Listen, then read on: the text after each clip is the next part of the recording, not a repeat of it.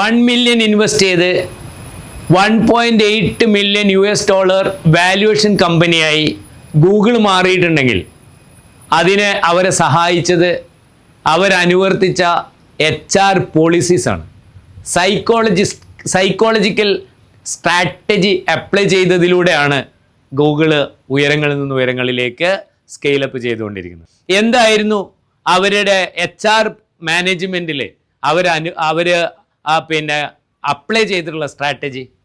20% of time employees can utilise on their passion projects with salary കൊടുത്തുകൊണ്ട് തന്നെ 20% സമയം അവരുടെ എംപ്ലോയീസിന് അവർക്ക് താല്പര്യമുള്ള പ്രോജക്ട്സിൽ വർക്ക് ചെയ്യാൻ, റിസർച്ച് ചെയ്യാനുള്ള അവസരം കൊടുത്തുകൊണ്ടാണ് കമ്പനി അവരുടെ ആ ഒരു അറിവിനെ കമ്പനിയുടെ ഗ്രോത്തിന് വേണ്ടി ഉപയോഗിച്ചത്. Psychology plays a crucial role in HR management.